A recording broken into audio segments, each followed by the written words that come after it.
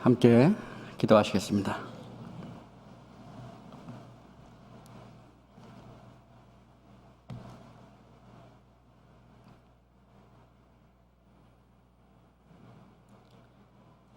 지금도 저희를 사랑하시는 아버지 하나님 감사합니다. 죄악 가운데에서 저희들을 구원하여 주시고 이제 세상에 살아가는 동안에도 버려두지 아니하시고 함께 해주신 주님, 이제 이 험악한 세상을 살아갈 때에도 저희들과 늘 함께 계시고 저희들에게 인도하여 주시고 역사하시는 주님, 오늘도 이렇게 주님의 말씀을 사모하는 우리 형제자매들 한자리에 모였습니다. 주님께서 저희에게 주시고자 하시는 합당한 말씀으로 깨닫게 해주시고 온전한 말씀으로 온전하게 주님의 말씀을 태어날 수 있도록 도와주시옵소서. 주님이 계획하신 이 마지막 때를 사는 저희들에게 더욱더 주님의 말씀으로 강하게 무장시켜 주시고 주님의 말씀에 순종하여 살아갈 때 주님의 크신 역사 저희를 통하여 이루어 주실 줄 알고 감사드립니다. 지금 이 주간에도 많은 지역에서 주님의 복음이 전해지고 있습니다. 원리 미주 지역의 수양회를 인도하시기 위해 이완 목사님과 그 일행에게도 함께 해주시고 대전 지역의 홍 목사님과 수원 지역의 서 목사님, 그리고 과천 지역의 양 전사님, 그리고 신촌 지역의 김종천 전사님, 그리고 방배 지역의 최호영 전도사님, 그리고 전국 많은 지역에서 주님의 복음이 전해지고 있습니다. 이 복음이 전해지는 곳마다 주님께서 함께 하시고 역사하심으로 주님의 크신 역사 이루어 주시옵소서. 오늘 이 한 시간도 어리석은 입술을 단 위에 세우셨사오니 주님에게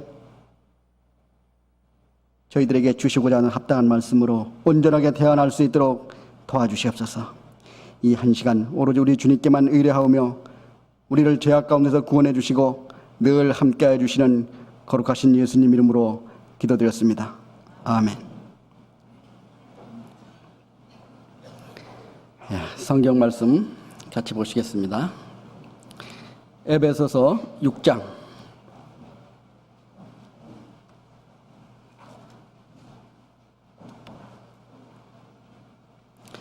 신약 316페이지입니다.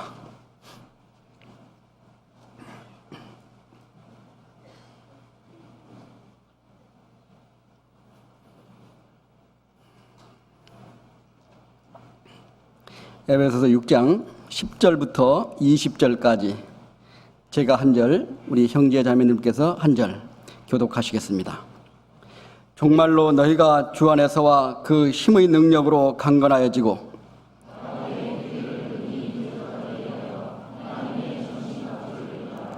우리의 씨름은 혈과 육에 대한 것이 아니요 정사와 권세와 이 어두움의 세상 주관자들과 하늘에 있는 악의 영들에게 대함이라.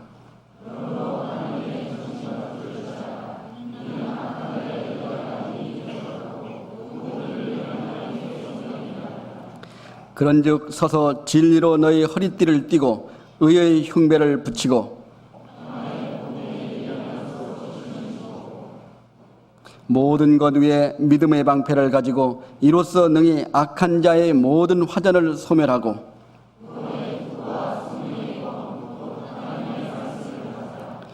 모든 기도와 간구로 하되 무시로 성령 안에서 기도하고 이를 위하여 깨어 구하기를 항상 힘쓰며 여러 성도를 위하여 구하고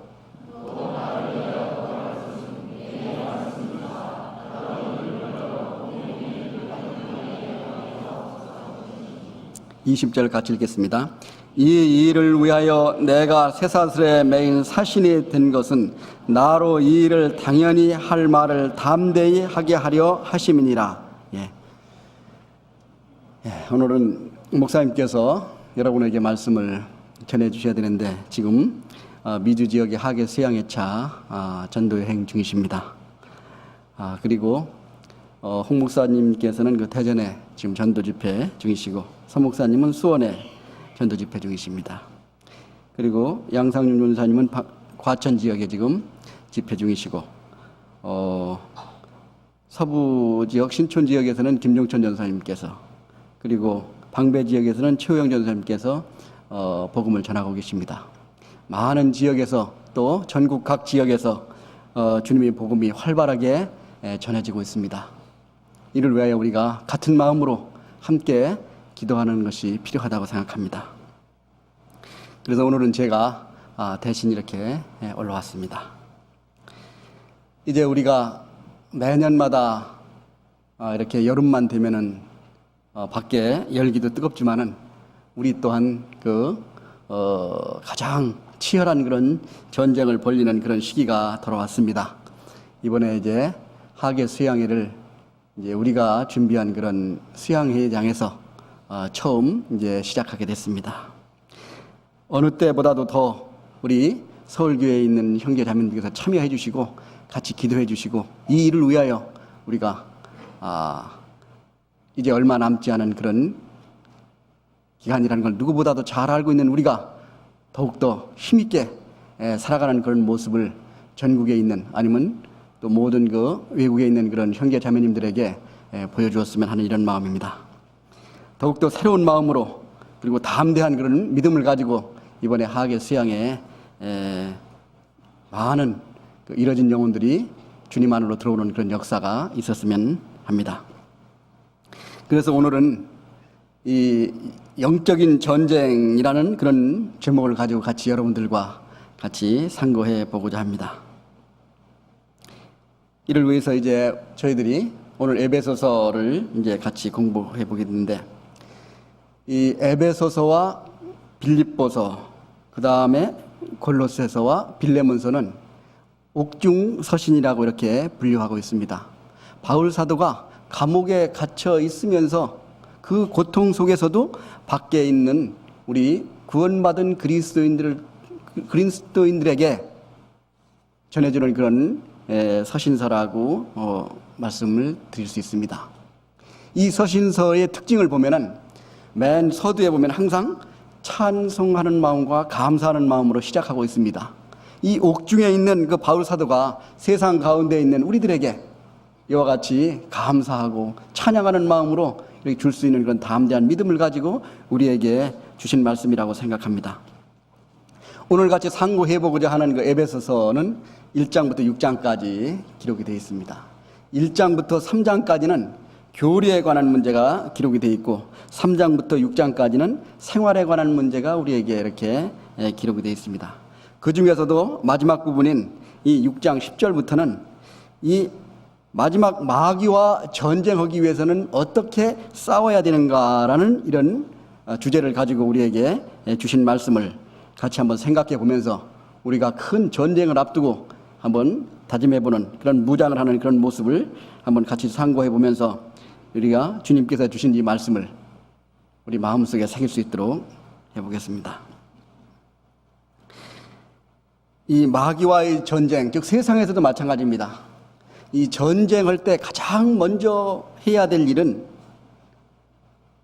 이 상황을 파악하는 그런 것이 가장 먼저 해야 되는 일입니다. 우리가 모세가 이스라엘 민족을 애굽에서 이끌어 나와서 광야에서 쭉 광야를 통과해서 처음에 가나안 땅에 들어가려고 했을 때 정탐꾼 12명을 보냈었습니다.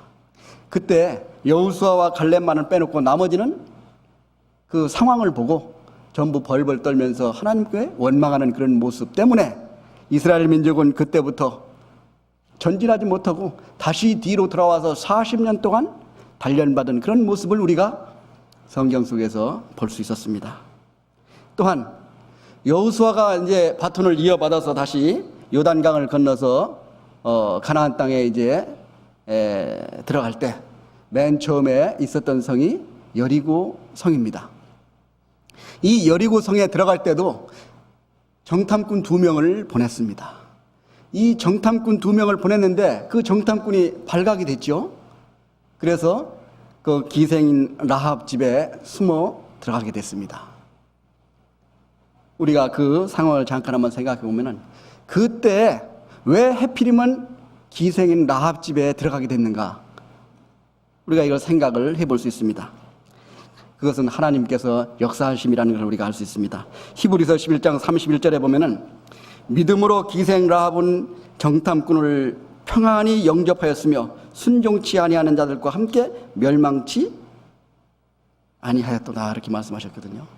믿음을 가지고 있는, 여리고성의 믿음을 가지고 있는 라합한테 하나님께서 피할 길을 주신 거예요. 여기 있는 라합은 정탐꾼들을 숨겨주고 거기에서 여리고 왕이 직접 기별이 와서 확인하는데도 불구하고 거짓말로 이렇게 숨겨주는 그런 모습을 우리가 볼 수 있습니다. 이 상황을 우리가 생각해 볼 때 비록 신분이야 그렇게 천하겠지만은 그 가지고 있는 담대한 믿음은 대단하다고 생각할 수 있습니다. 여기에서 적군의 첩자를 아니면 적군에 있는 간첩을 숨겨주는 죄는 전시에는 있을 수 없는 일이죠. 발각되고 탈로가 나면은 사형에 해당되는 그런 죄입니다. 그런 죄를 무릅쓰고 여기는 정탐꾼을 숨겨주고 거짓말을 하는 그런 모습을 우리에게 보여줍니다. 이와 같은 모습은 그래서 그 라합으로 인해서 그 자신뿐만 아니라 그 온 가족이 구원함을 받는 그런 모습을 우리에게 보여줍니다. 이와 같은 담대한 믿음이 있을 때 그와 그 가족들이 구원받는 그런 모습, 우리에게 교훈이 된다고 생각합니다. 이와 같이 맨 처음에 영적인 전쟁이든 육신적인 전쟁이든 가장 필요한 것은 우선 상황을 파악하는 그런 모습을 우리에게 보여주고 있습니다. 그러면 우리가 이런 상황이 과연 우리가 살고 있는 이런 상황은 어떤 상황인가도 우리가 한번 생각을 해봐야 됩니다. 에베소서 오늘 본문 6장 12절에 보면은 우리의 씨름은 혈과 육에 대한 것이 아니요 정사와 권세와 이 어둠의 세상 주관자들과 하늘에 있는 악의 영들에게 대함이라, 그렇게 기록이 되어 있습니다.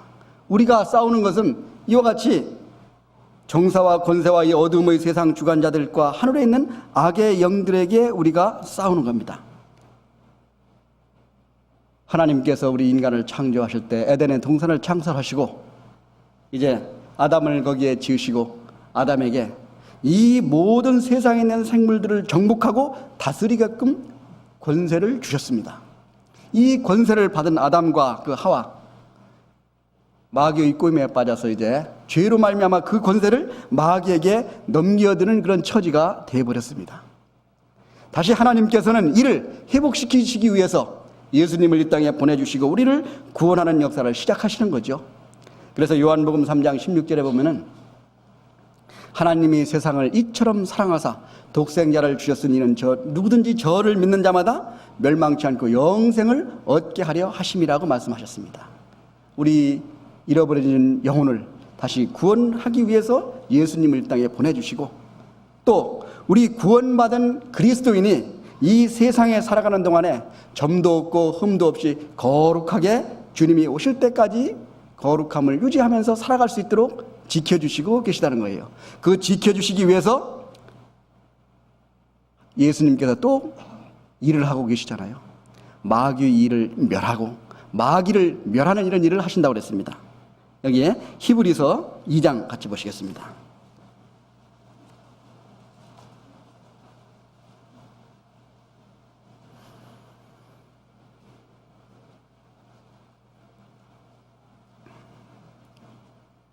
히브리서 2장 14절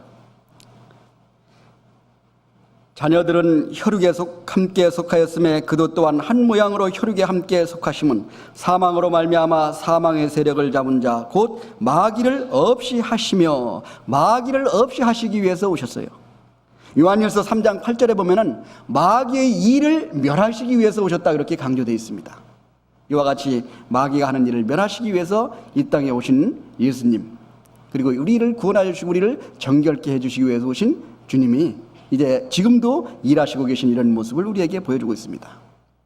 이 마귀는 어떻게 활동하고 있습니까? 베드로전서 5장 8절에 보면은 너희 대적 마귀가 우는 사자같이 삼킬 자를 찾아다닌다고 했습니다.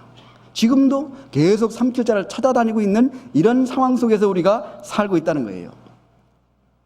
우리가 쉽게 생각해 보면은 우리는 지금 주님이 오실 때까지 마귀와의 전쟁을 벌이고 있는 이런 상황 속에서 살아가고 있다는 것을 우리가 항상 마음속에 잊으면 안 된다는 거죠. 우리는 전쟁 중에 살고 있습니다. 그런데 세상 많은 사람들이 어떻게 생각하고 있습니까? 이 세상은 먹고 즐기고 마시고 누리면서 살다가 가면 되는 거지, 이런 생활을 하고 있어요. 먹고 마시고 즐기기 위해서 이 땅에 왔습니까? 마치 이 세상을 어떻게 생각하고 있습니까? 놀이터처럼 생각하고 있는 사람들이 많이 있다는 거예요. 이 세상이 놀이터처럼. 그러나 주님께서는 우리에게 뭐라고 말씀하십니까? 마귀와의 전쟁이라는 것을 우리에게 말씀해 주시고 계신 거죠. 옛날에 중국에 그 병법을 연구하는 그 손자라는 사람이 있었습니다. 그 사람이 손자 병법이라는 그 책에다가 이런 말씀을 기록해 놨습니다. 적을 알고 나를 알면은 100번 싸워서 위태함이 없다, 이렇게 얘기했습니다. 지피지기면 백전불태라, 이렇게 말하고 있죠. 이것은 세상 사람들이 보기에는 맞는 말이라고 생각합니다. 그러나 그리스도인한테는 적을 알고 나를 알고 하나님을 의지하면은 100번 싸워서 100번 이길 수 있다, 이렇게 생각할 수 있습니다. 지피지기 지신이면 백전백승이라, 이렇게 얘기할 수 있다고 생각합니다. 이와 같이 우리가 전쟁을 하려면 상대방을 알아야 되고 적을 알아야 합니다. 그 다음에 내 자신이 어떤 상태인가를 알아야 하죠. 그 다음에 하나님의 능력이 어떠한가를 알고 나면 어떻게 살아야 된다, 어떻게 내가 싸워야 된다는 것을 스스로가 알 수 있게 만들어 줬다고 생각합니다. 그래서 오늘은 이 부분에 대해서 한번 깊이 한번 생각해 보고자 합니다. 과연 마귀가 어떤 능력을 가지고 있고 어떻게 우리를 공격해 왔고, 또 이 마귀에는 우리가 어떻게 대항을 해야 되며 또 우리가 어떻게 싸워야 되는가, 이런 문제를 한번 같이 생각해 보고자 합니다. 그래서 마귀, 사탄, 이런 말은 우리가 같이 많이 쓰이고 있는데 그 뜻을 보면은 헐뜯는 자, 그 다음에 이제는 대적하는 자, 뭐 이런 식으로 많이 쓰이고 있습니다. 마귀의 근원에 대해서는 여러분들이 잘 알고 계신 것과 같이 우리가 이제 하나님께서 천사를 이제 창조하시고 있을 때 그 천사 중에서 가장 아름답다고 얘기하는 그 루시퍼 천사가 그 하나님을 대적하는 그런 일 때문에 이제 심판을 받고 쫓겨난 그런 사건이 있었다고 하는 걸 알고 계시죠. 이사야 14장에 보면 이와 같은 쫓겨난 천사들이 세상에 마귀가 됐다고 얘기를 하고 있습니다. 이 마귀는 성경에 어떻게 기록이 되어 있습니까? 공중의 권세 잡은 자다, 아니면 세상의 임금이다, 세상의 신이다, 아니면은 악한 자다, 뱀이다, 용이다, 베리알이다, 이런 식으로 성경에 많은 용어로 이렇게 언급되는 걸 볼 수 있습니다. 그러면 이와 같은 마귀가 어떠한 능력을 가지고 있는가, 물론 여러분들이 잘 알고 계시겠지만은 다시 한번 상기하는 의미에서 한번 생각을 한번 해보겠습니다. 마귀는 천사가 타락한 천사이기 때문에 능력이 그만큼 천사들의 능력과 비슷하다는 거죠. 그래서 많은 이적을 행하고 있습니다. 많은 능력을 행하고 있다는 이런 사실도 알 수 있습니다. 데살로니가 후서 2장 같이 보시겠습니다.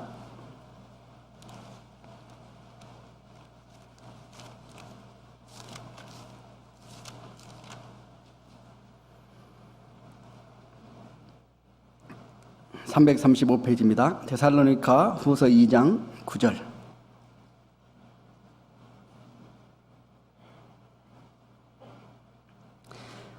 악한 자의 임함은 사단의 역사를 따라 모든 능력과 표적과 거짓 기적과 불의의 모든 속임으로 멸망한 자들에게 임하리니 이는 저희가 진리의 사랑을 받지 아니하여 구원함을 얻지 못함이니라.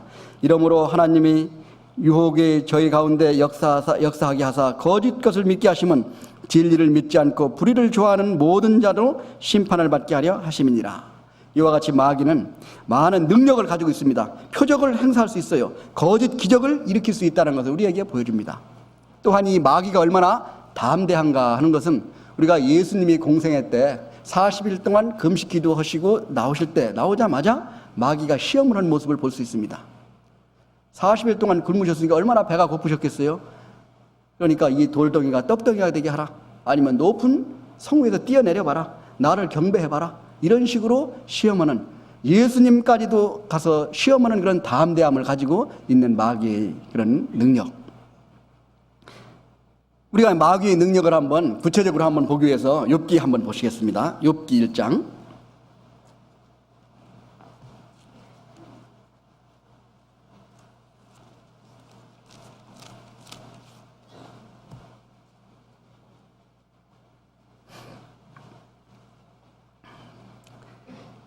욥기 1장 1절. 우스 땅에 욥이라 이름하는 사람이 있었는데 그 사람은 순전하고 정직하여 하나님을 경외하며 악에서 떠난 자더라. 그 소생은 남자가 7이요 여자가 3이며 그 소유물은 양이 7천이요 약대가 3천이요 소가 500결이요 암나기가 500이며 종도 많이 있었으니 이 사람은 동방 사람 중에 가장 큰 자라. 6절. 하루는 하나님의 아들들이 와서 여호와 앞에 섰고 사단도 그들 가운데 왔는지라. 여호와께서 사단에게 이르시되 내가 어디서 왔느냐. 사단이 여호와께 대답하여 가로되 땅에 두루 돌아 여기저기 다녀왔나이다. 여호와께서 사단에게 이르시되 내가 내 종 욥을 유의하여 보았느냐. 그와 같이 순전하고 정직하여 하나님을 경외하며 악에서 떠난 자가 세상에 없느니라. 이렇게 욥에 여기 있는 사단에게 얘기했을 때 여기 있는 사단이 그랬습니다. 그것은 하나님께서 욥을 지켜주시고 보호해주시고 지금까지 잘 이렇게 해주시니까 욥이 하나님을 공경하는 거지. 그거 한번 그 환경과 주위에 있는 여건과 모든 이런 것을 한번 쳐보십시오. 그러면은 아마 존경하지 않을 겁니다. 이렇게 얘기했을 때 15절에 보겠습니다. 그래서 그걸 허락하셨죠. 그래서 스바 사람이 갑자기 이르러 그들을 빼앗고 칼로 종을 죽였나이다. 나만 홀로 피한 고로 주인께 구하러 왔나이다. 이와 같이 마귀에게 허락하고 난 다음에 이제 전쟁을 일으킬 수 있는 능력을 마귀가 가지고 있다는 걸 우리에게 보여줍니다. 그 다음에 16절에 보면 그렇게 나와 있습니다. 그가 아직 말할 때 또 한 사람이 와서 고하되 하나님의 불이 하늘에서 내려와서 양과 종을 살라버렸나이다. 나만 홀로 피한 고로 주인께 구하러 왔나이다. 여기에 불이 하늘에서 내려와서 양과 종을 살라버렸다고 그랬습니다. 여기 사단 욥이 소유한 그런 양은 1장 3절에 보면은 약 7천이라고 그랬습니다. 7천 마리 양을 다 불살라버릴 정도의 불이 이적을 행할 수 있다는 능력을 우리가 보여주고 있습니다. 그 다음에 이제 19절에 보면은 거친 들에서 대풍이 와서 내 집 모퉁이를 치매 그 소년들이 위에 무너짐으로 그들이 죽였나이다. 나만 홀로 피한 고로 주인께 구하러 왔나이다 한지라. 큰 바람이 몰려와서 집을 다 날려버렸다는 거예요. 이와 같은 능력도 행사할 수 있다는 거예요. 그리고 마지막에는 2장 7절에 보면은 이제 이렇게 해도 여기 있는 욥이 하나님을 원망하지 않으니까 이제 몸까지 치게 하는 그런 모습을 보죠. 2장 7절에 보면은 사단이 이에 여호와 앞에 물러가서 욥을 쳐서 그 발바닥에서 정수리까지 악창이 나게 한지라. 이 온 몸이 악창이 나서 가려워가지고 기왓장으로 다 득득 긁는 이런 모습까지 처하게 되었다는 걸 여기에 볼 수 있습니다. 여기에서 우리가 얘기하고 싶은 것은 이 사탄의 능력이 크다는 걸 얘기하고 싶은 게 아니라 사탄이 이와 같은 능력을 가지고 있다는 사실입니다. 이와 같은 능력을 가지고 있는 마귀의 능력을 과연 우리가 무엇으로 대적해서 싸우겠느냐? 우리의 정신력으로 싸우겠습니까? 아니면 우리의 체력으로? 우리의 각오? 우리의 마음? 이거 가지고 안 된다는 거죠. 예수님께서 그래서 마귀와 시험을 받을 때 기록된 말씀으로 마귀를 물리치는 모습을 우리에게 보여주고 있습니다. 이와 같은 능력을 가진 마귀는 하나님의 기록된 말씀에 의해서 퇴치될 수 있다는 걸 우리에게 보여주고 있죠. 우리가 종종 생각할 때 보면은 이 적을 무찌르려면 올바른 무기를 가져야 된다는 이런 생각을 종종 해봅니다. 파리를 잡으려면 뭐를 잡아야 되겠습니까? 파리채를 가지고 파리를 잡아야 잘 잡힐 수가 있겠죠.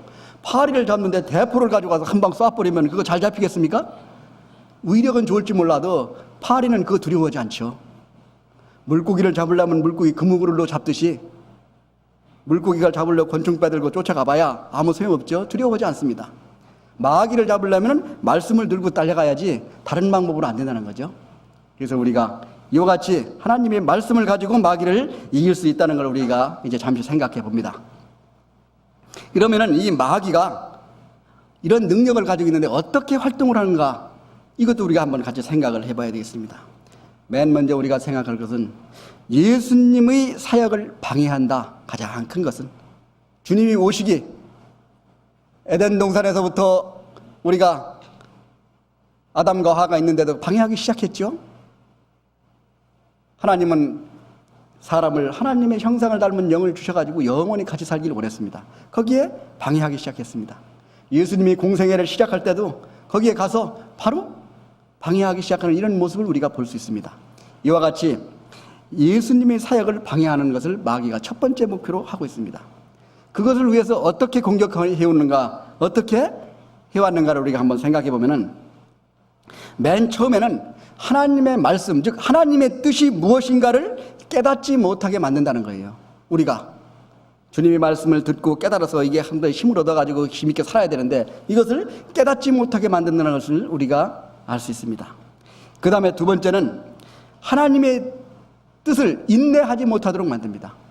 하나님의 뜻이 이것이다 하면은 그걸 간절하게 견디고 참고 이겨내야 되는데, 그걸 못하게 하는 것이 마귀의 괴계다. 그 다음에 세 번째로는 하나님의 뜻을 의지하지 못하도록 한다는 사실입니다. 하나님을 의지하고 살아야 되는데 의지하지 못하도록 계속 방해하고 있다는 거예요.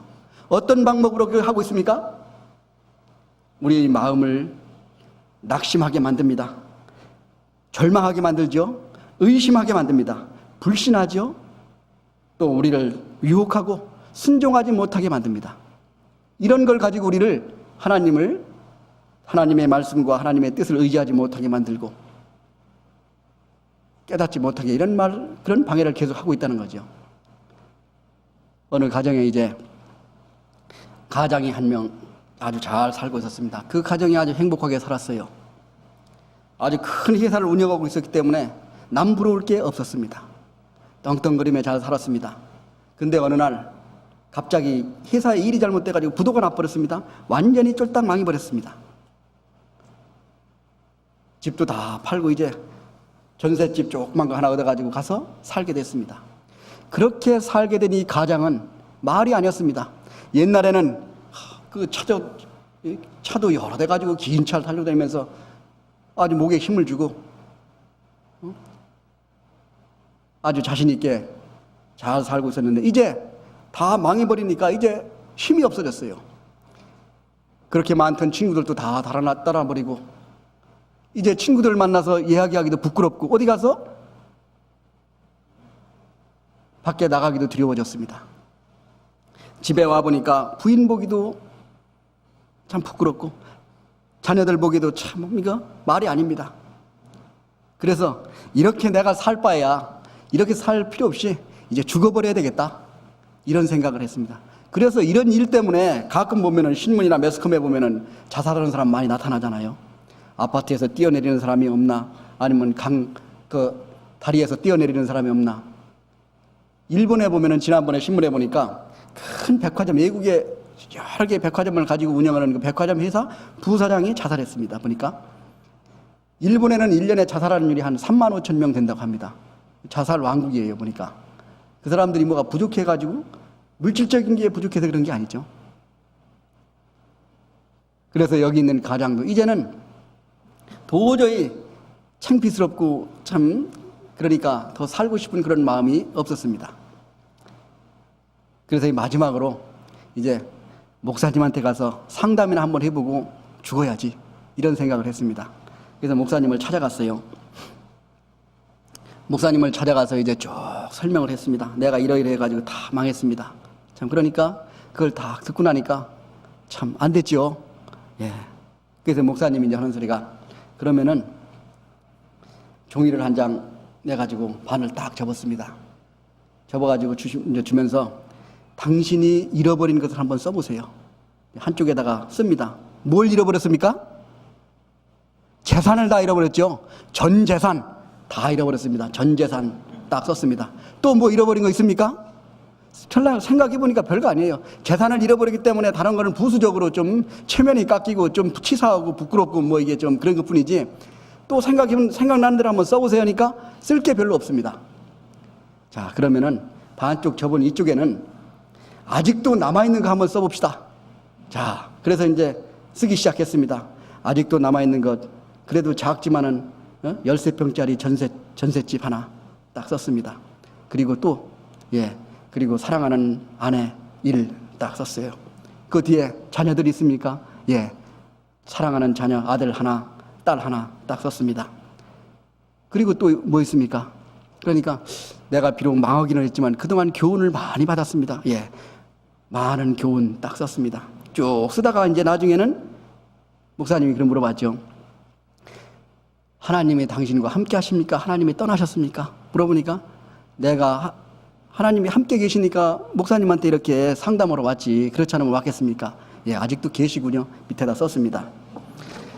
그렇게 써놓고 나서 그걸 이제 쫙 펴가지고 보였습니다. 과연 당신이 목숨을 바쳐서 살 수 있는 것이 어느 쪽입니까? 전 재산입니까? 아니면 이쪽입니까? 아직도 남은 게 많이 있죠? 여기 있는 자녀 하나하고 여기 있는 전 재산하고 바꾸라면 당신 바꾸겠습니까? 안 바꾸죠? 아직도 남아있는 것이 더 중요한 것이 훨씬 많습니다. 여기 있는 재산보다. 마귀는 그와 같다는 거예요. 아무것도 아니고 별것 아닌 것 가지고 큰 것을 망가뜨리고 큰 것을 잃어버리게 만드는 것이 마귀의 괴계라는 겁니다. 우리가 잘 생각해 봅니다. 잠깐 동안 즐기는 것 때문에 영원한 영광을 버리는 일이 없습니까? 잠깐 동안에 우리가 명예, 권력 이걸 가지기 위해서 우리의 영원한 기쁨과 즐거움과 소망을 버리는 일은 없습니까? 잠깐 동안에 모으고 싶은 그 재산, 세상에서 없을 재산 때문에 내 영원한 생명을 버리는 적은 없습니까? 이와 같이 마귀는 작고 별거 아니고 잠시 금방 지나갈 이런 것 가지고 큰 것, 영광스럽고 영원하고 중요한 것을 잃어버리게 만드는 것이 마귀의 괴계라는 거죠. 우리는 깊이 알아야 합니다. 과연 어느 것이 중요한가? 어느 것을 위해서 내가 살아야 되는가? 이것을 우리가 한번 생각을 해봐야 됩니다. 이와 같이 마귀는 활동이 이렇게 교활하죠. 거기에 넘어가지 않게서는 마귀가 어떻게 공격하는가를 우리가 생각을 해봐야 됩니다. 그래서 우리가 맨 처음에 마귀가 어떻게 우리를 공격하는가를 몇 가지 한번 보겠습니다. 맨 처음에 하나님의 뜻을 깨닫지 못하게 만든다고 그랬죠. 어떤 방법으로 하나님의 뜻을 깨닫지 못하게 합니까? 창세기 3장 보시겠습니다.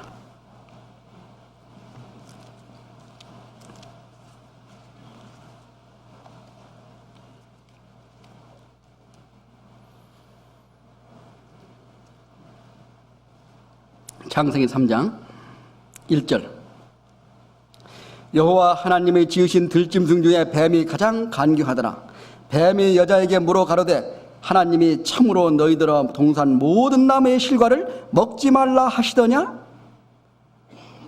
뭐라고 그랬습니까? 하나님께서는 2장 17절에 선악을 알게 하는 나무의 실과는 먹지 마라. 네가 먹는 날에는 정령 죽으리라 하시니라. 먹지 마라 그랬습니다. 그런데 여기 있는 뱀이 사탄이 여자에게 가로되 하나님이 참으로 너희더라고 안 그랬죠? 여기는 아담에게 네가 먹는 날에는 죽으리라고 했죠. 너희더라 동산 모든 나무의 실과를 먹지 말라 하시더냐? 라고 얘기한 것은 의심을 불어넣고 있습니다. 의심하게 만들어 놓았죠. 2절. 여자가 뱀에게 말하되 동산나무의 실과를 우리가 먹을 수는 있으나 동산 중앙에 있는 나무의 실과는 하나님이 말씀에 너희는 먹지도 말고 만지지도 말라 너희가 죽을까 하노라 하셨느니라. 좀 막 여기 지금 하와가 넘어가고 있습니다. 우리가 또 너희가 만지지도 말고 너희가 죽을까 하노랍니까? 먹으면 정령 죽는다고 그랬죠. 이제 말씀이 바뀌어가기 시작합니다. 4절. 뱀이 여자에게 이르되 너희가 결코 죽지 아니하리라. 그와 같이 넘어가는 것을 보니까 너 그거 먹어도 괜찮다. 먹어도 결코 죽지 않는다. 하나님은 죽는다고 그랬죠. 하나님의 뜻을 모르게 만드는 거는 이와 같이 부인하게 만들죠. 그 다음에 5절에 보면은 너희가 그것을 먹는 날에는 너희 눈이 밝아 하나님과 같이 되어 선악을 알 줄을 하나님이 아심이라. 너희가 그걸 먹게 되면 이제 하나님처럼 돼가지고 이제 선악을 알고 눈이 밝아지겠다. 이 얘기를 들으니까 마음속에 벌써 죄가 딱 들어왔죠. 여기에서 너희가 그것을 먹는 날에는 너희 눈이 밝아 하나님과 같이 되어 선악을 알 줄을 하나님이 아심이라. 이와 같이 마귀가 완전히 하나님 말씀을 거짓말로 바꿔줬습니다. 거짓말로 바꿔줬을 때 이때 여기는 하와에는 어떻습니까? 상태가 여자가 그 나무를 본즉 먹음직도 하고 보암직도 하고 지혜롭게 할 만큼 탐스럽기도 한 나무인지라. 여자가 그 실과를 따먹고 자기와 함께한 남편에게도 주매 그도 먹은지라.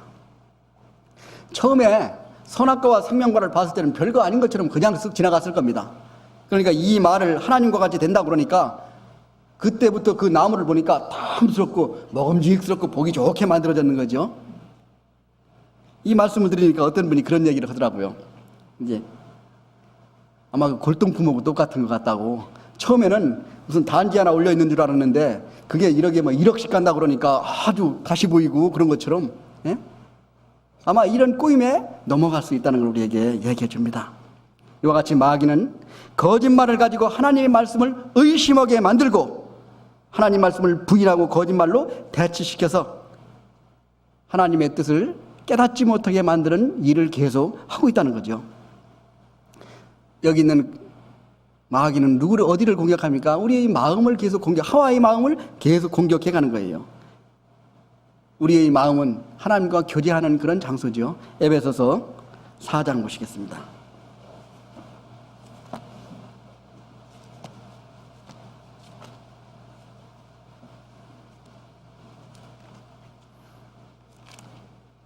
에베소서 4장 17절.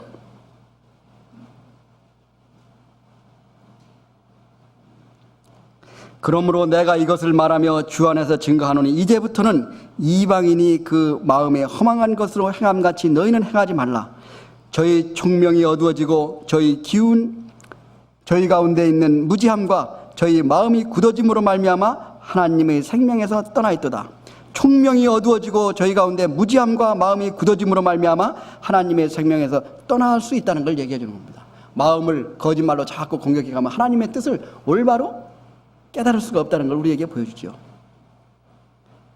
골로새서 3장에 보면은 우리 마음은 하나님의 형상에 닮아가도록 되어 있습니다. 점점 더. 그러나 이 올바른 하나님의 말씀을 공급해 주지 않고 거짓말을 집어넣으면 무뎌지게 되죠. 하나님의 형상을 닮아가는데 문제가 되게 돼 줍니다. 그 다음에 로마서 12장 2절에 보면은 너희는 이 세대를 본받지 말고 마음을 새롭게 하여 변화를 받아 하나님이 선하시고 기뻐하시고 온전하신 뜻이 무엇인지 분별하도록 하라고 그랬습니다.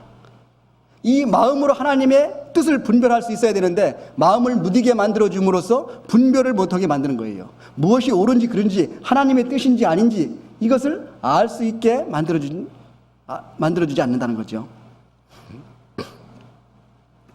하나님의 뜻은 어디에 나타납니까? 말씀에 나타나게 되어 있습니다. 시편 119편 우리가 105절에 잘 알고 계시는 것 같이 주의 말씀은 내 발의 등이요 내 길의 빛이라고 그랬습니다.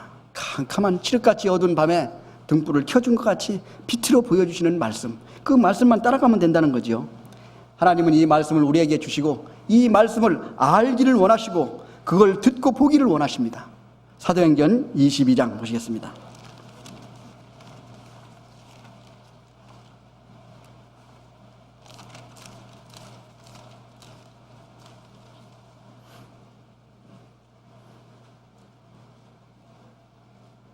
사도행전 22장 14절 228페이지입니다.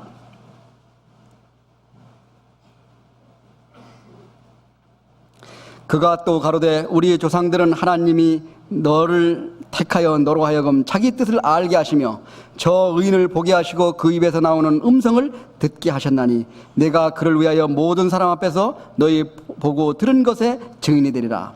하나님의 말씀을 알게 하시고 그 의인을 보게 하시고 그 입에서 나오는 음성을 듣기를 하나님은 원하시고 계신다는 거예요. 그러면 여기까지만 듣기만 하면 되겠느냐? 하나님은 이 말씀을 듣고 이해하기를 원하십니다. 에베소서 5장 보시겠습니다. 에베소서 5장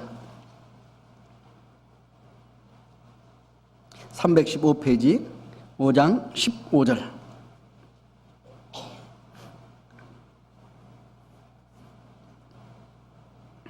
5장 15절부터 17절까지 같이 읽어보겠습니다. 그런즉 너희가 어떻게 행할 것을 자세히 주의하여 지혜 없는 자같이 말고 오직 지혜 있는 자같이 하여 세월을 아끼라. 때가 악하니라. 그러므로 어리석은 자가 되지 말고 오직 주의 뜻이 무엇인가 이해하라. 주님의 뜻이 무엇인가를 이해해야만 된다는 거예요. 우리 마음으로. 그래 마음으로 깨달아져 마음이 움직여져야 행함으로 나타날 수 있다는 거죠. 한 장 넘겨서 6장 6절 보시겠습니다. 눈가림만 하여 사람을 기쁘게 하는 자처럼 하지 말고 그리스도의 종들처럼 마음으로 하나님의 뜻을 행하여, 마음으로 하나님의 뜻을 행하기를 하나님께서 원하시는 거예요. 그래야만이 행하는 일로 인하여 주님의 역사가 이루어지기 시작한다는 걸 우리에게 보여주고 있죠. 하나님은 이와 같이 하나님의 뜻을 행하기를 원하십니다. 그러나 마귀는 하나님의 말씀을 의심하고 부인하고 거짓말로 대치시켜서 우리가 하나님 말씀을 깨닫지 못하게 계속 노력하고 있다는 이런 사실을 우리가 알아야 합니다. 그 다음에 두 번째는 하나님의 뜻을 인내하지 못하도록 한다는 거예요. 하나님의 뜻을 참지 못하도록 하고 있는 거예요. 무엇을 통해서? 우리에게 많은 고난과 고통, 생활 속에서 아니면 육신을 통해서 많은 고통을 줘가지고 이걸 참아내지 못하도록 만든다는 겁니다. 그 대표적인 예가 여기 있는 욥 아니겠습니까? 욥이 이렇게 훌륭한 하나님을 경외하는 사람이 왜 그런 고통을 받아가면서 살아가야 됩니까? 이것은 하나님의 뜻에 욥이 이와 같이 고통받는 모습을 우리에게 보여줌으로써 너희들도 이와 같이 고통받을 때 여기 있는 욥과 같이 참고 견디고 인내함으로써 주님이 주신 축복을 참고 견딤으로 나중에 보장받을 수 있도록 우리에게 교훈해 주시는 말씀이라고 생각합니다. 우리 중에 여기 있는 욥만큼 더, 욥보다 더 고통을 받은 사람이 있습니까? 자기의 모든 재산 가지고 있는 거 다 날려버렸죠. 자기 자식 10명이나 됐는데 다 죽었죠. 자기가 악창이 나서 기왓장으로 득득 끓는 이런 신세까지 돼 있어도 여기 있는 욥은 하나님을 원망하지 않고 하나님을 경외하는 모습으로 살아갈 때 나중에는 그 배나 축복받는 이런 모습을 왜 우리에게 보여주십니까? 우리가 이와 같은 어려운 고통 속에 있을 때 주님은 우리를 이와 같이 욥과 같이 참고 견디는 모습을 우리에게 보여줬다고 생각을 합니다. 처음에는 환경을 통해서 고난을 줬죠. 나중에는 신체를 통해서 계속 고난을 주는 이런 모습을 볼 수 있습니다. 왜 그럼 이와 같은 이 마귀가 육체를 공격하게 만드는가? 이 육체는 하나님이 우리를 고린도전서 6장 19절에 보면은 너희 몸이 성전인 것을 너희가 알지 못하느냐. 우리가 하나님의 성령이 우리 안에 계신 것을 우리가 알고 있습니다. 성령을 가지고 있는 육신이 우리가 육신을 통해서 하나님의 역사를 이루어가는 이런 모습을 볼 수 있죠. 그래서 육신을 하나님의 도구라고 얘기를 할 수 있습니다. 그리고 고린도후서 4장 7절에 보면은 같이 한번 찾아보시겠습니다. 고린도후서 4장 7절.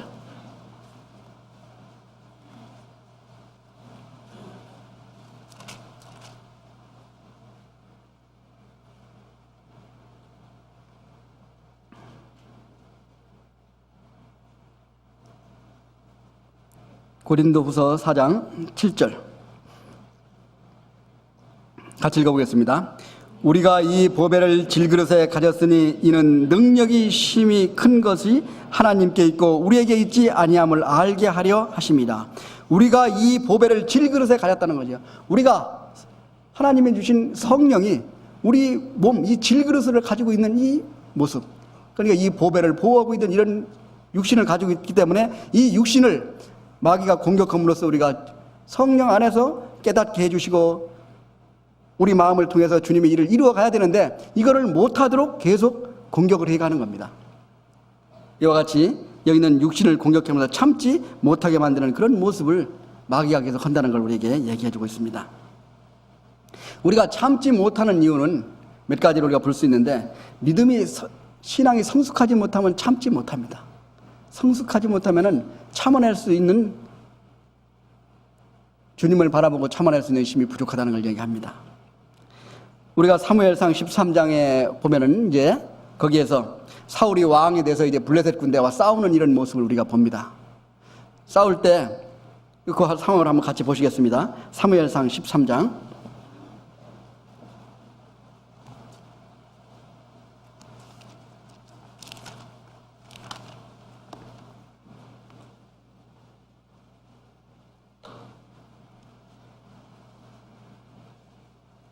13장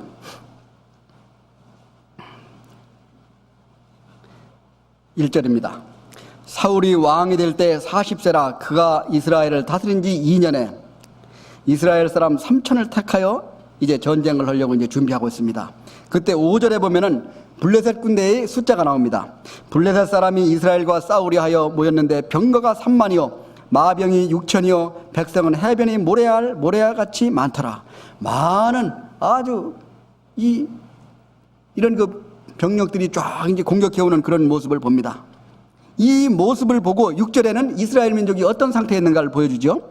이스라엘 사람들이 위급함을 보고 절박하여 굴과 수풀과 바위 틈과 은밀한 곳과 웅덩이에 숨으며 어떤 히브리 사람들은 요단을 건너 갓길과 길앗 땅으로 가되 사울은 아직 길갈에 있고 그를 쫓는 모든 백성은 떨더라. 벌벌 떨고 있는 겁니다. 블레셋 군대를 보고 병사들이 점점 더 다 도망가고 있는 이런 데 이제 번제를 드리려고 준비를 했는데 여기는 사무엘이 오지 않는 거예요. 제사는 여기 제사장이 지내게 돼 있지 않습니까? 사무엘을 기다리고 있는데 보지 않는 거예요. 여기 앞에 있는 적을 보니까 금방 내 멸망받을 거 공격해 올 것 같죠. 내가 데리고 있는 이 군사들을 보니까 다 도망가서 벌벌 떨고 앉았죠. 내가 의지할 수 있는 건 아무것도 없다는 거예요. 여기서 의지할 수 있는 것은 하나님밖에 없었습니다. 그러나 사울은 하나님을 보지 못했어요. 겁이 나니까 이제 사무엘이 오기를 기다려야 되는데 더 제사를 빨리 드려버렸잖아요. 그렇기 때문에 사울이 버림을 받은 이런 모습을 우리가 볼 수 있습니다. 여기서 사무엘상 13장 8절에 보면은 사울이 사무엘이 정한 기한대로 이레를 기다리되 사무엘이 길갈로 오지 아니하며 백성이 사울에게서 흩어지는지라 사울이 가로되 번제와 화목제물을 이리로 가져오라 하여 번제를 드렸더니 일주일 동안 기다렸습니다. 일주일 동안 기다렸다는 것은 인간의 한계를 나타낸 거예요. 계속 자기가 한번 견디는까지 견뎌보니까 그러나 주님을 의지하지 않고는 그 이상을 견딜 수 없다는 걸 우리에게 보여주는 말씀이라고 생각합니다. 이와 같이 참지 못하는 그런 것은 성숙지 못한 신앙 때문에 참지 못하는 거죠. 그 다음에 참지 못하는 모습은 우리가 불신하기 때문에 그렇습니다. 육신을 따라서 살 때는 육신으로 가지고는 참을 수가 없다는 걸 우리에게 알 수 있습니다. 우리가 또 한 가지 참지 못한 그런 모습은 성경에 보면은 에서와 야곱이 에서가 사냥 갔다 왔을 때 참지 못해서 배고픔을 참지 못해가지고 장자를 바꿔 먹었잖아요.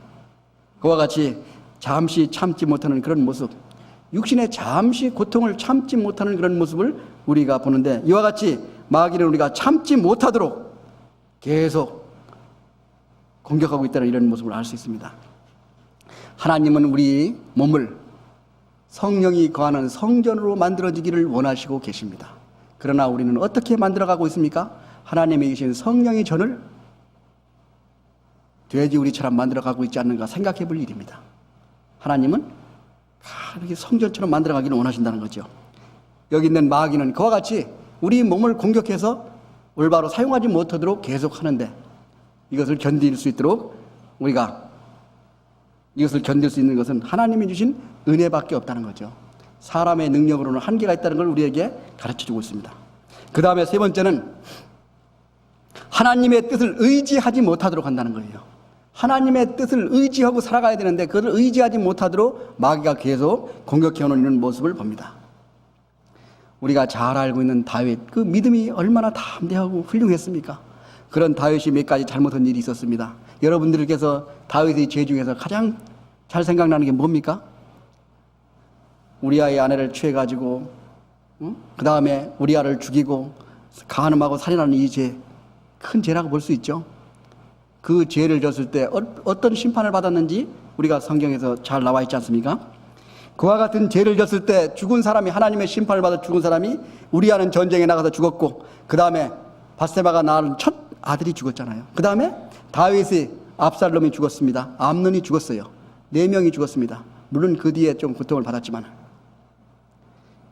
그러나 다윗이 이제는 많은 그 가나안 땅의 나라를 점령해 나아갈 때 점점 더 많은 나라를 점령했습니다. 그럴 때 나중에는 교만이 싹 올라왔어요. 그때 진 죄가 어떤가 한번 잠깐 보겠습니다. 역대상 21장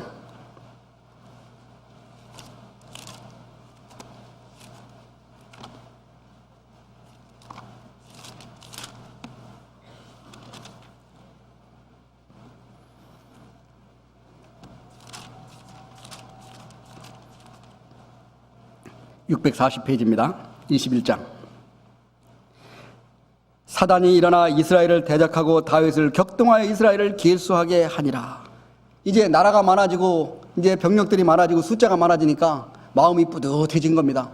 그래도 옛날에는 그렇게 하나님만 의지하고 살고 그랬는데 이제 자기 교만한 마음이 싹 올라오는데 안에 사탄이 이걸 부추겼다고 그랬습니다. 그때 7절, 하나님이 이 일을 괘씸히 여기사 이스라엘을 치심해 다윗이 하나님께 아뢰되 내가 이 일을 행함으로 큰 죄를 범하였나이다. 이제 간과없나니 종이 죄를 사하여 주옵소서. 내가 시비 미련하게 행하였나이다 하니라. 그 결과 어떻게 됐습니까? 14절 같이 읽어보겠습니다. 이에 여호와께서 이스라엘 백성에게 온역을 내리심에 이스라엘 백성이 죽은 자가 7만이었더라. 이 교만한 마음 때문에 이스라엘 백성이 7만 명이나 심판을 받는 그런 모습을 우리가 봅니다. 여기에서 교만한 것은 누구에게 짓는 죄입니까? 하나님에게 짓는 영적인 죄라는 걸 우리가 알아야 됩니다. 이와 같이 마귀는 하나님을 의지하지 못하도록 계속 만든다는 거예요. 의지하지 못하게 만들려면 우리 세상에서 우리 일이 잘 되도록 만들어준다는 겁니다. 세상에 능력이 하나하나씩 쌓여갑니까? 능력이 쌓여갈수록 하나님을 더 의지해야 되는데 하나님을 의지하는 마음은 점점 더 낮아가지요. 세상에서 지식이 높아갑니다. 지식이 높아가면 하나님이 주신 지식인 걸 알고 감사해야 되는데 더 하나님을 덜 의지한다는 거죠. 명예가 높아가고 재산이 많아지면 재산을 의지하는 것보다 하나님을 의지하는 것이 더 낮아진다는 거예요. 이와 같이 모든 일이 잘 되어갈 때 우리는 교만한 마음이 생기고 넘어질 수 있다는 걸 여기에 보여주는 겁니다. 더 잘 되어갈 때는 더욱더 자기를 돌아보고 하나님을 바라보면서 더 감사하는 마음으로 살아가는 것이 바람직한데 그것이 올바른 것인데 그걸 못하게 만들어 간다는 거죠. 그래서 선줄로 생각한 자는 넘어질까 조심하라고 항상 말씀하고 있죠. 교만한 것은 하나님께서 가장 위험하다고 생각하는 거죠. 교만은 패망이 선봉에 넘어짐이 앞잡이라고 말씀하신 것과 같이. 그래서 마귀는 이와 같이 우리에게 하나님의 뜻을 의지하지 못하도록 한다는 거예요. 처음에 하나님의 뜻을 깨닫지 못하게 하고 하나님의 뜻을 인내하지 못하게 하고 또 하나님의 뜻을 의지하지 못하게 마귀가 계속 공격하는 모습을 봅니다. 우리가 한 가지 더 한번 보겠습니다. 누가복음 15장에 보면 우리 탕자의 죄가 있습니다. 여기 있는 탕자, 재산을 가져가가지고 다 망해버리고 다시 돌아온 탕자, 이 탕자와 탕자의 형을 한번 생각해 보겠습니다. 누가복음 15장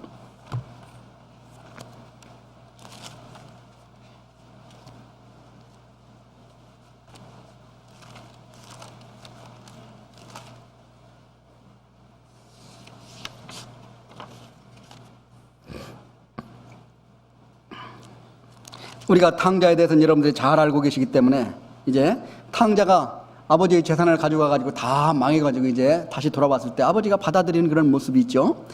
그런데 25절 보면은 누가복음 15장 25절, 맏아들은 밭에 있다가 돌아와 집에 가까이 왔을 때 풍류와 춤추는 소리를 듣고 한 종을 불러 이 무슨 일인가 물은데 대답하되 당신의 동생이 돌아왔음에 당신의 아버지가 그의 건강한 몸을 다시 맞아들이게 되므리나여 살찐 송아지를 잡았나이다 하니 저가 노하여 들어가기를 즐겨 아니하거늘 아버지가 나와서 권한대 아버지께서 대답하여 가로되 내가 여러 해 아버지를 섬겨 명을 어김이 없거늘 내게는 염소 새끼라도 주어 나와 내 벗들로 즐기게 하는 일이 없더니 아버지의 살림을 창기와 함께 먹어버린 이 아들이 돌아오매 이를 위하여 살찐 송아지를 잡으셨나이다. 예. 탕자는 비록 육신적인 죄를 지고 다시 돌이키고 돌아왔습니다. 그때 아버지가 받아주셨어요. 그러나 여기 있는 맏아들은 집에 나가지 않았어요. 집에 나가지 않고 있는데 농사를 이제 하다가 집에 돌아오니까 집에서 잔치가 벌어진 소리가 들려요. 웬일인가 물어보니까 동생이 나갔다가 돌아와가지고 기뻐가지고 아버지가 잔치를 벌려줬다고 그랬습니다.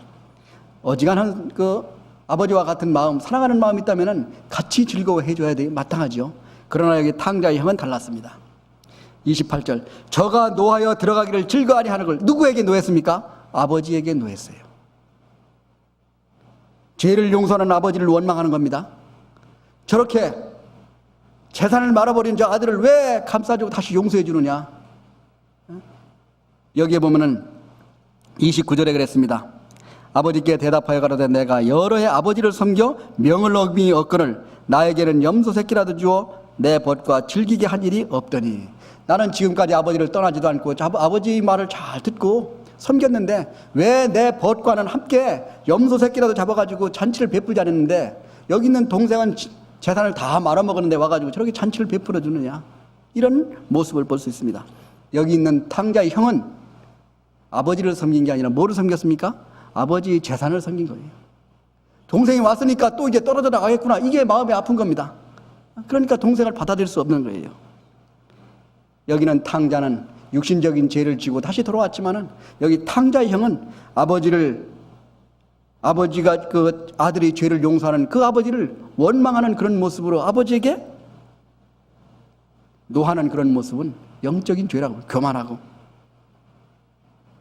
그래서 여기 탕자의 형이 돌아왔다는 말씀이 성경에 기록되어 있지 않습니까?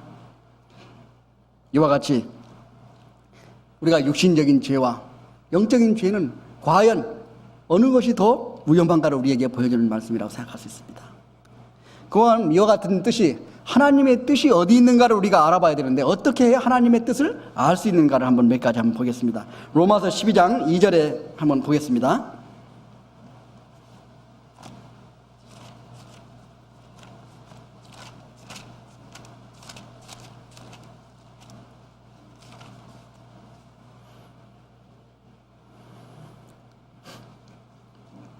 로마서 12장 2절 같이 읽어보겠습니다. 너희는 이 세대를 본받지 말고 오직 마음을 새롭게 함으로 변화를 받아 하나님의 선하시고 기뻐하시고 온전하신 뜻이 무엇인지 분별하도록 하라. 하나님의 선하시고 기뻐하시고 온전하신 뜻이 무엇인지 분별하도록 하라고 했습니다. 하나님의 뜻이 어디 있는가를 분별하려면 지금 몇 가지 한번 같이 생각해 보겠습니다. 우리가 쉽게 하나님의 뜻이 어디 있는가를 알려면 첫 번째, 내가 하는 이 일이 하나님의 영광을 위해서 하는 일이냐, 나의 기쁨과 즐거움을 위해서 하는 일이냐, 이것을 생각해 보면 내가 주님을 위해서 하는 일인가 아닌가를 분별할 수 있다는 거죠. 갈라디아서 1장 10절에 보면 그렇게 기록되어 있죠. 이제 내가 사람들에게 증거하랴, 하나님께 좋게 하랴, 사람들에게 기쁨을 주하랴. 사람에게 기쁨을 구하는 것이었다면 하나님의 종이 아니라고 말씀하신 것 같이 우리가 주님의 영광을 위해서 사는 것이냐 아니면 내 즐거움을 위해서 사는 것이냐, 이것을 생각해 보면 하나님의 뜻이 어디 있는가를 알 수 있다는 거죠. 그 다음에 두 번째는 주님의 뜻이 있는가를 먼저 알아보고 뜻대로 따라가는가, 아니면 주님의 뜻보다 먼저 달려가고 있는가. 내가 먼저 달려가고 주님 보고 뒤에 따라오시라고 얘기를 하지 않는가, 이런 생각을 해볼 수 있습니다. 항상 성급하게 주님을 앞지르고 있는가, 이걸 먼저 우리가 생각해 봐야 될 일이라고 생각합니다. 그 다음에 우리가 주님의 뜻이 어디 있는가를 알 수 있는 것은 하나님의 말씀으로 증거받고 변호받을 수 있는가. 어떤 일을 할 때 우리가 성경 안에서 말씀으로 우리가 보증을 받을 수 있는가를 먼저 생각해 볼 수 있습니다. 기도의 사람이라고 하는 조지 뮬러는 5만 번 응답받았다고 그랬죠. 그 응답받기 위해서는 맨 처음에 그 말씀이 성경 어디에 있는가를 찾아봤다고 합니다. 어떤 때는 이틀 동안 성경을 찾아봤다고 그러죠. 그와 같이 찾아봐서 성경 규절에서 확실하게 있으면은 그 뒤에는 철저하게 의지하고 기도하는 그런 모습 속에서 5만 번이나 응답받는 그런 모습을 우리에게 보여줬다고 생각합니다. 하나님의 말씀으로 변호받을 수 있는가, 하나님의 뜻이 어디 있는가를 우리에게 보여주는 거라고 생각합니다. 그 다음에 마지막으로는 하나님의 뜻이 어디 있는가를 알 수 있는 것은 그 일을 해나갈 때 내 마음속에 기쁨과 평강이 꽉 차 있는가, 아니면 두려움과 불안이 꽉 들어가 있는가. 하나님의 일을 할 때는 항상 기쁨과 안에 평강이 꽉 차 있다는 거죠. 그렇지 않고 불안하다면 다시 한번 생각을 해봐야 된다는 겁니다. 그러면 이 예를 한번 우리가 생각해 보면 창세기 16장에 아브라함이 하갈과 결혼한 그런 모습을 우리가 볼 수 있습니다. 한번 생각을 같이 해보겠습니다. 아브라함이 하갈과 결혼한 것은 하나님의 영광을 위해서입니까? 아니면 아브라함의 기쁨과 즐거움을 위해서입니까? 아브라함의 기쁨과 즐거움을 위해서죠. 예, 그렇기 때문에 하나님의 뜻이 아니라는 거죠. 여기 있는 아브라함한테는 하나님이 그랬습니다. 창세기 12장에 보면은 너로 인하여 큰 민족을 주겠다고 그랬습니다. 그러나 그걸 참지 못하고 있죠. 몇 살 때 이삭을 주었습니까? 100살 때 이삭을 줬습니다. 75살 때 하란에서 넘어왔는데 25년 만에 이루어진 모습을 볼 수 있습니다. 그걸 참지 못해가지고 그 안에 하갈과 결혼을 해가지고 살은 이런 모습을 우리가 볼 수 있죠. 성급하게 주님이 주시기 전에 먼저 일을 서둘러서 해치운 모습을 볼 수 있습니다. 그 다음에 세 번째를 생각해 보면은 하갈과 결혼한 것을 성경에서 변호받을 수 있습니까? 이삭을 통해서 역사하시겠다고 말씀하셨습니다. 하나님의 뜻이 아니죠. 그리고 마음속에 항상 기쁨과 평안이 있었습니까? 하갈과 결혼할 때.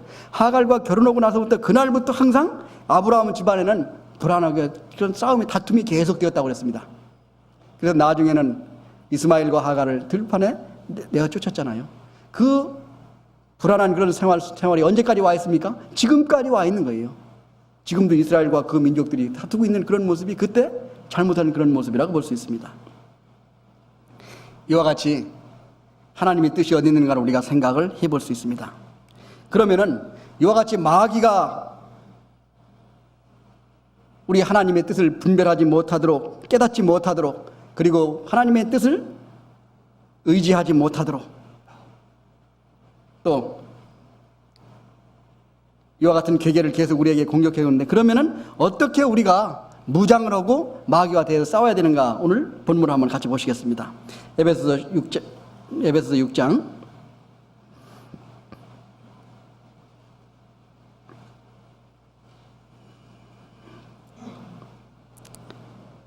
11절, 에베소 6장에다가 이렇게 책갈피를 꼽아 놓으시기 바랍니다. 마귀의 괴계를 능히 대적하기 위하여 하나님의 전신갑주를 입으라고 그랬습니다. 하나님의 전신갑주를 입을 것을 우리에게 얘기하고 있습니다. 그러면 이 전신갑주라는 것은 우리가 생각해보면 군인들로 얘기하면 완전 무장이라는 이런 뜻으로 얘기될 수 있습니다. 그러면 이 전신갑주를 어떻게 입어야 되는가, 여기에 이제 14절부터 이렇게 기록이 되어 있습니다. 제가 12절부터 읽어드리겠습니다. 우리의 씨름은 혈과 육에 대한 것이 아니요 정사와 권세와 이 어둠의 세상 주관자들과 하늘에 있는 악의 영들에게 대함이라. 그러므로 하나님의 전신갑주를 취하라. 이는 악한 날에 너희가 능히 대적하고 모든 일을 행한 후에 서기 위함이라. 그런즉 서서 진리로 너희 허리띠를 띠고, 맨 처음에 뭘 말씀하시고 계십니까? 진리로 허리띠를 띠라고 그랬습니다. 여기에 진리는 구원에 대한 복음을 우리에게 매겨주고 있는 거죠. 에베소서 1장 보시겠습니다. 그 앞에 1장 13절.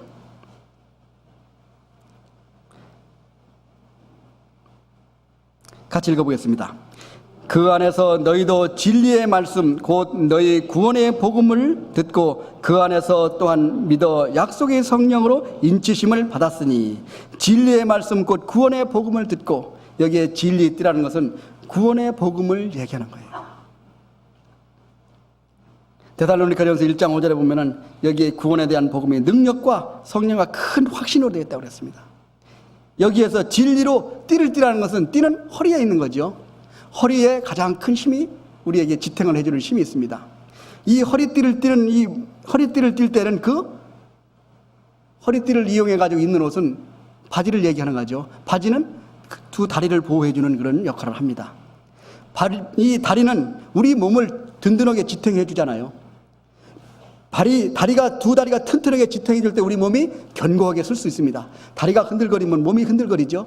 이와 마찬가지로 우리 복음이 확실하게 우리에게 두 다리처럼 기둥으로 서 있을 때 우리의 믿음은 담대하게 끄떡없이 서 있을 수 있다는 걸 우리에게 보여주는 말씀이죠.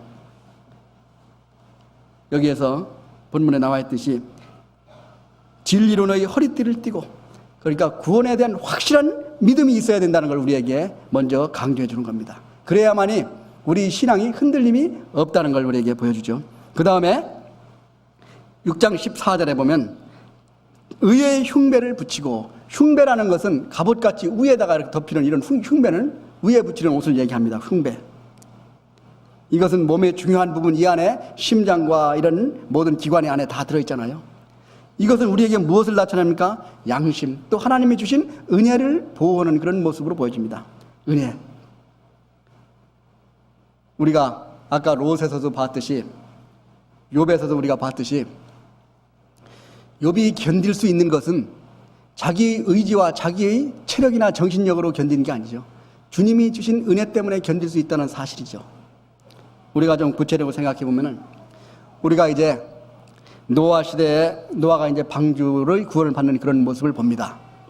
이 모습 속에서 방주를 타고 바다 위에 둥둥 떠 있는 기간이 약 1년 정도 됐다고 합니다. 1년 정도 있을 때 그 상황이 어떻겠습니까? 방주의 길이가 약 한 140m, 폭이 30m, 높이가 20m 됐는데 그 안에 1층, 2층, 3층에는 동물들로 꽉 차 있었을 것입니다. 거기서 1년 동안 견디기라는 것은 아주 힘들었을 거예요.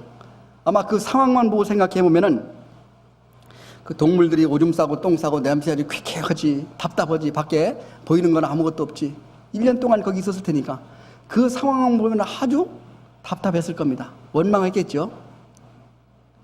그러나 그 상황을 넘어서 노아가 이제 구원받되 모든 이제 노아의 홍수 때 다 비가 와가지고 그 세상에 많은 사람들이 다 멸망을 받을 때 겨우 노아의 가족만 구원을 받는 그런 모습을 생각해 봅니다. 그리고 생각해 볼 때 어떻겠습니까? 아이고, 나도 깨끗하겠으면 저렇게 멸망을 받을 뻔했는데 큰일 날 뻔했구나.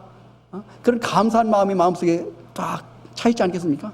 그것만 생각하면은 앞으로 방주 안에 있는 이 기간은 항상 기쁨으로 지낼 수 있다는 사실을 우리가 알 수 있습니다. 하나님이 주신 은혜가 이같이 큰 구원, 이것을 등한히 여기면 어떻게 피하리라고 말씀하셨잖아요. 하나님께서는 말씀하시기를 이 세상에 있는 모든 재물을 분토와 같이 여기신 분이 여기는 구원을 어떻게 말씀하시고 계십니까? 이같이 큰 구원이라고 강조하시고 계십니다. 고린도후서 9장 한번 찾아보겠습니다.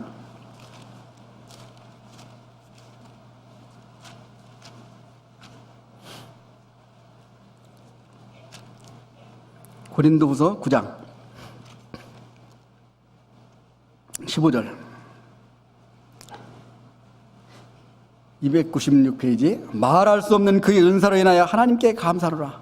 이 말씀에서 어떻게 말로 다 표현할 수 없는 하나님의 큰 은혜를 내가 받고 살아가고 있다는 거예요. 그 하나님이 나를 구원해 주신 그 은혜를 생각할 때마다 세상에 어떤 어려움과 고통과 고난도 이겨낼 수 있다는 걸 우리에게 얘기해 주고 있다는 걸 우리가 알 수 있습니다. 그 다음에 본문 에베소 6장 15절 다시 들어가겠습니다. 6장 15절 평안의 복음을 예비한 것으로 신을 신고, 평안의 복음을 예비한 것, 우리가 복음으로 하나님께서 구속받고 나면 마음이 평안해집니다. 과거에도 마음이 편안하고 현재도 편안하고 앞으로도 편안한 마음을 유지할 수 있습니다. 이와 같이 편안한 마음을 유지하고 있을 때에는 어떤 식으로 여기에서 복음을 예비한 것으로 신을 신고, 신이라는 것은 어때 필요한 겁니까? 어느 때? 집안에 가만히 앉아 있을 때는 신이 필요하지 않잖아요. 밖에 나갈 때 신이 필요한 거예요. 이제 편안한 복음을 내가 가지고 있고 담대한 그런 마음을 가지고 있으면은 신을 신고 활동을 해야 된다는 거죠. 신을 신게 되면 신 바깥에는 뭐가 묻습니까? 많은 오물도 묻을 수 있고 가시, 진흙, 돌 이런 게 많이 묻을 수 있습니다. 세상에는 이런 게 거칠 수 있다는 거예요. 그 일을 밟고 힘껏 뛰어다니고 활발하게 활동을 할 것을 우리에게 주문하시고 계신 말씀이라고 생각합니다. 이 평안의 복음, 주님이 구속하신 걸 생각하면 얼마나 평안했다는 것을 우리가 생각해 볼 때 저는 그런 걸 생각해 봅니다. 아브라함이 이제 이삭을 드리고 번제를 드리러 간 그 모습을 보면은 이제 하나님께서 아브라함에게 내 아들 이삭을 번제로 드리라고 그랬습니다. 그래서 그날 아침 이제 자고 일어나자마자 짐을 꾸려서 이삭을 데리고 모리아 산으로 번제를 드리러 가지 않습니까? 드리러 가는 과정에 뭐라고 얘기합니까? 이삭이 불과 나무는 가지고 있는데 여호와께 드릴 그 번제 제물은 어디 있습니까? 물어볼 때 아브라함의 마음은 아마 찢어지는 것 같았을 거예요. 그리고 나서 이제 번제를 드리려고 여기 있는 이삭을 결박해서 칼로 찌르려고 그럴 때 하나님이 스톱시켰잖아요. 거기에서 우리가 생각해 봅니다. 그때 어떤 사람들은 말하기를 이삭의 나이가 약 25세 정도 됐다고 이렇게 얘기하는 분도 계십니다. 25세나 된 이런 장정인데 아마 아브라함이 다 결박해가지고 칼로 이렇게 번제를 드리려고 그러면은 만약에 우리 같은 경우에 그런 일이 있었다면 어떻게 하시겠습니까? 어떤 상황이 벌어지겠어요? 잡아매고 칼로 찔러가면 아버지 정신 차리십시오. 뭐? 예? 정신이 있습니까? 없습니까? 이런 얘기 하겠습니까? 그러나 여기 있는 이삭은 그 마음속에 아버지가 하시는 행동에 대해서 평안한 마음으로 순종하는 그런 모습을 보여줍니다. 이것은 아버지와 아들에 관한 아버지에 대한 순종하는 모습을 우리에게 보여주시는 거라고 생각합니다. 여기 아브라함도 담대했지만 여기 견딘 그 평안한 마음을 가지고 아버지 하시는 일에 순종하는 이삭의 마음도 평강을 유지하는 그런 마음이라고 우리가 볼 수 있다고 생각합니다. 그 다음에 본문 다시 돌아가겠습니다. 6장 16절. 모든 것 위에 믿음의 방패를 가지고 이로써 능히 악한 자의 모든 화전을 소멸하며, 여기에 있는 믿음의 방패는 무엇 위에? 모든 것에다 해당된다는 뜻입니다. 모든 것 위에 믿음의 방패. 믿음의 방패는 여기에서 우리가 방패를 보면 옛날에 고대 전투에서 큰 방패가 있고 또 작은 방패도 있습니다. 방패는 어디로 잡습니까? 손으로 잡죠. 방패는 필요한 데마다 막을 수 있습니다. 얼굴도 막을 수 있고 다리도 막을 수 있고 이쪽 저쪽 다 막을 수 있죠. 우리가 복음의 공격을 해오면 복음 쪽을 막을 수도 있고, 은혜가 있는데 은혜 있는 쪽으로 오면 은혜를 막을 수 있습니다. 소망이 있는데 좀 어지럽히면 소망 있는 것을 막을 수 있어요. 이것이 막을 수 있는 것이 바로 믿음이라는 거죠.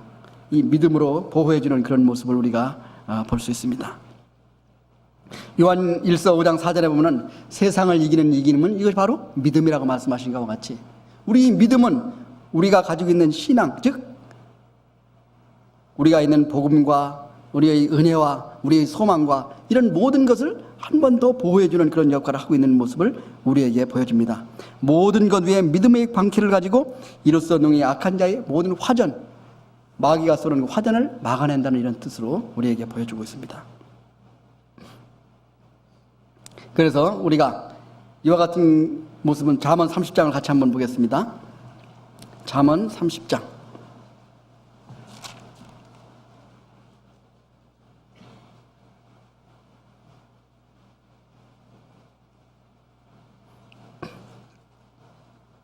잠언 30장 5절.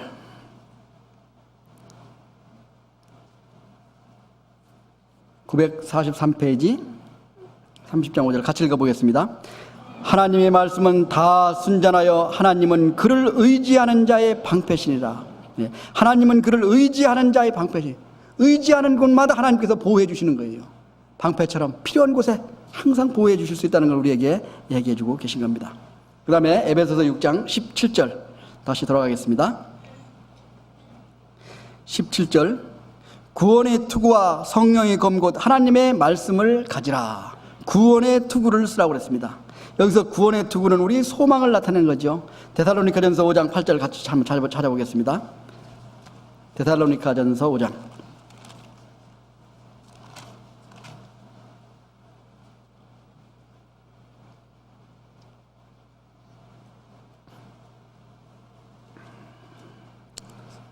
데살로니가전서 5장 8절 같이 읽어보겠습니다. 우리는 낮에 속하였으니 근신하여 믿음과 사랑의 흉배를 붙이고 구원의 소망의 투구를 쓰자. 구원의 소망의 투구를 쓰자. 여기는 구원의 투구는 우리의 소망을 보호하는 그런 모습을 보여주고 있습니다. 우리가 가진 소망, 우리는 이 소망을 가지고 살아가고 있습니다. 어떤 영국의 한 어린이가, 이제 나이가 아주 작은 그런 어린이가 길을 가면서 고개를 푹 숙이고 하는 소리가 이제 그랬다고 합니다. 10시, 10시, 10시 이렇게 하고 지나갔다고 그러죠. 그래서 지나가는 어린이 이제 아주 이상해가지고 톡톡 두드려가지고, 야, 너 왜 10시, 10시 그러면서 지나가느냐 이렇게 물어보니까 그 어린이가 하는 소리가, 예, 아침 새벽에 어머니가 나가셨는데 10시 되면 들어오신다고 그랬습니다. 그러니까 10시만 기다리고 있는 거예요. 10시만 오면 어머니가 오신다는 거예요. 그 어린아이의 마음에는 어머니가 세상이 다잖아요. 1시간 지나고 2시간이 지나고 3시간이 지나고 쭉 지나갑니다. 저녁 8시가 됐습니다. 이제 얼마만 기다리면, 2시간만 기다리면 어머니가 오시는구나. 9시가 됐습니다. 1시간만 기다리면 어머니가 오시는 거예요. 시간이 가까워질수록 어린아이의 마음은 어머니를 기다릴 마음이 더 커질 겁니다. 이제 10시가 되면 어머니를 왔습니다. 아들도 어머니 기쁘고 어머니도 기쁘게 맞이할 거 아니겠습니까? 이와 같이 우리는 소망을 가지고 삽니다. 예수님이 오신 지가 2000년이 됐습니다. 이제 마지막이 가까웠다고 우리가 누구보다도 정확히 알 수 있어요.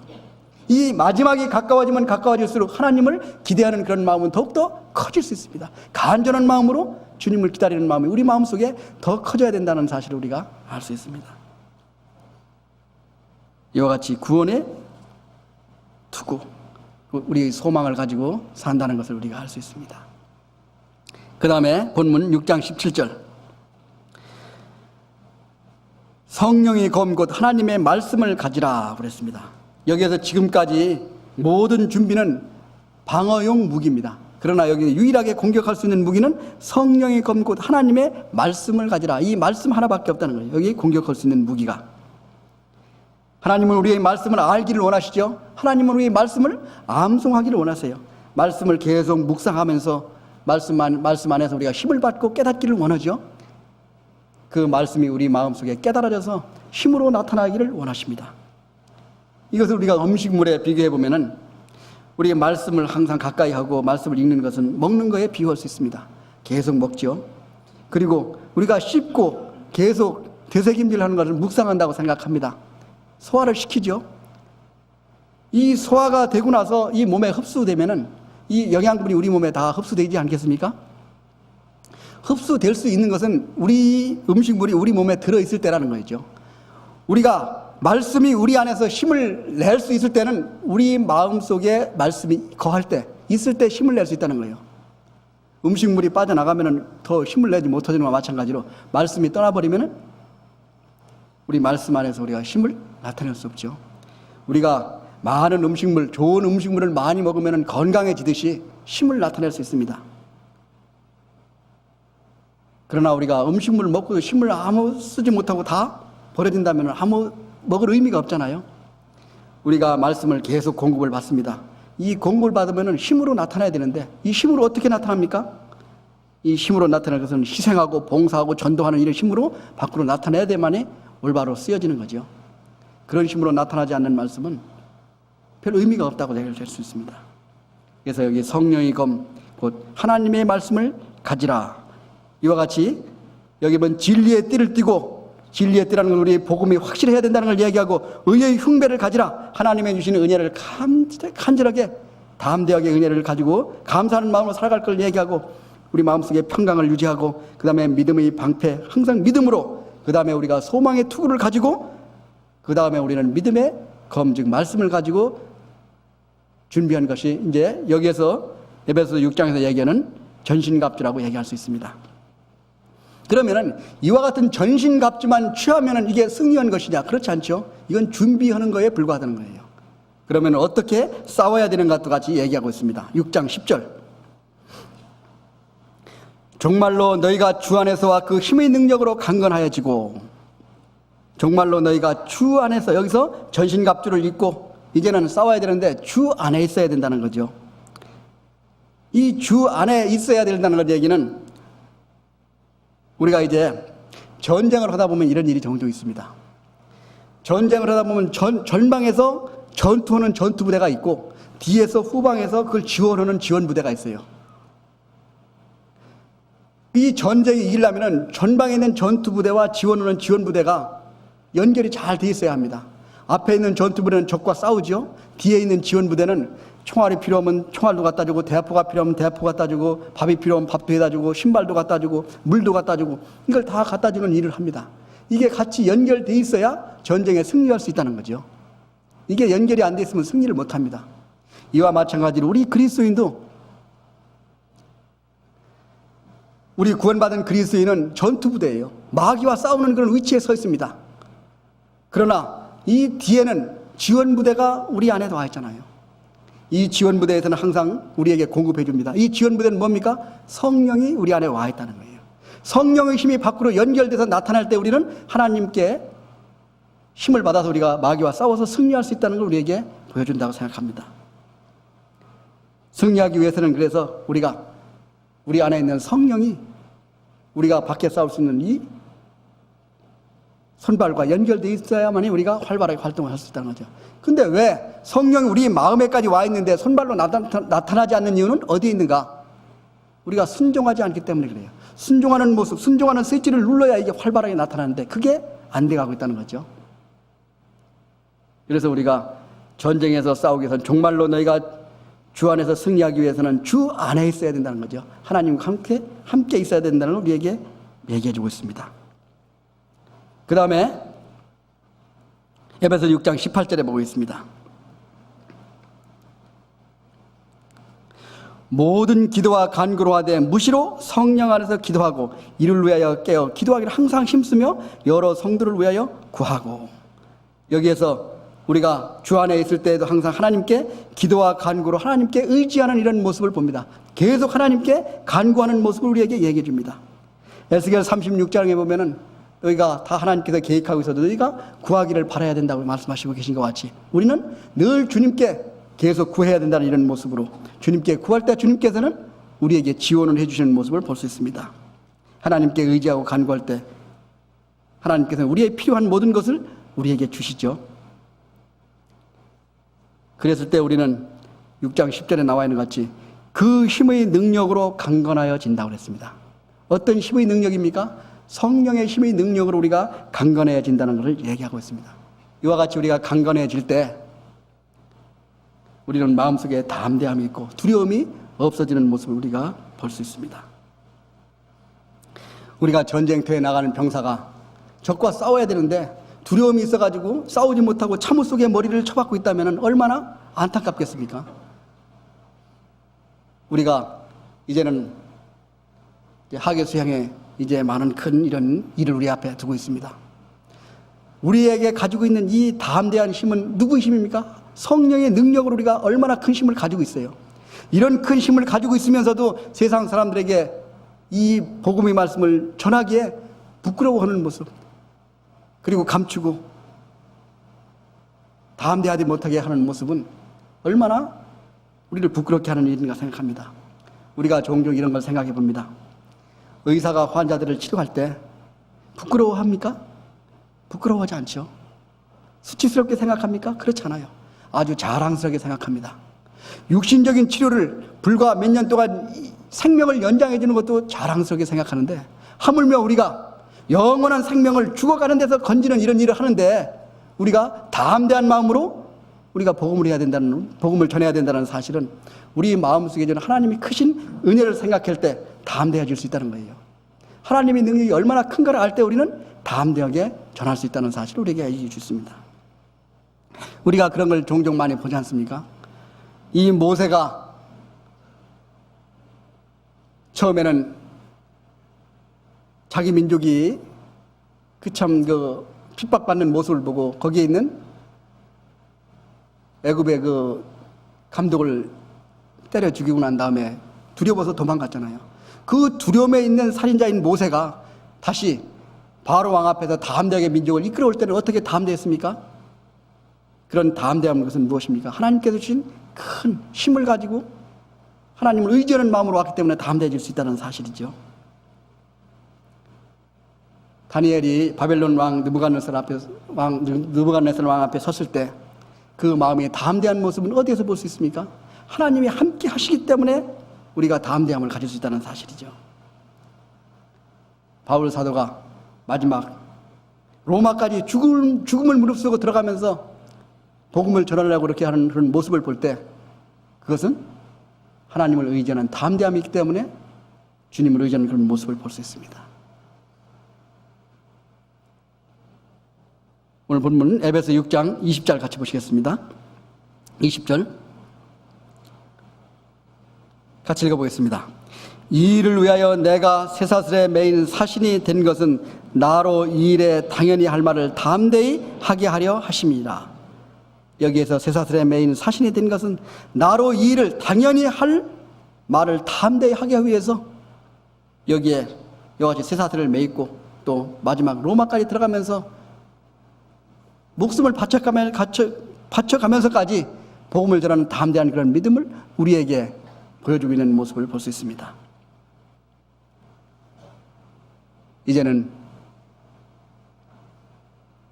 우리가 이제 하계 수양일을 맞이하면서 더욱더 큰 그런 그 주님의 그 크신 은혜를 생각해 보면서 우리 이뤄져가는 가족들, 우리 주변에는 많은 이뤄져가는 영혼들을 위해서 우리가 이제는 마지막으로 그들에게 기여할 수 있는 그런 기회라고 생각합니다. 지혜 있는 자는 기회를 놓치지 않죠. 이번 기회에 우리가 혹 우리 주변, 우리 가족 중에 한 사람이라도 이뤄져가는 영혼이 있지 않나 다시 한번 생각해 보면서 우리가 참여하고 봉사하고 주님의 뜻을 위해서 쓰임을 받을 수 있도록 같이 기도하고 참여해야 되겠습니다. 같이 기도하시겠습니다. 자비로우시고 은혜로우신 아버지 하나님 감사합니다. 주님이 계획하신 이 마지막 때를 사는 저희들에게 주님의 크신 능력과 지혜와 용기를 더하여 주셔서 저희 주변에 있는 아직도 이뤄져 있는 가족들과 주변에는 많은 이뤄진 영혼들을 위하여 저희가 쓰임을 받을 수 있도록 주님 도와주시고 역사하여 주시옵소서.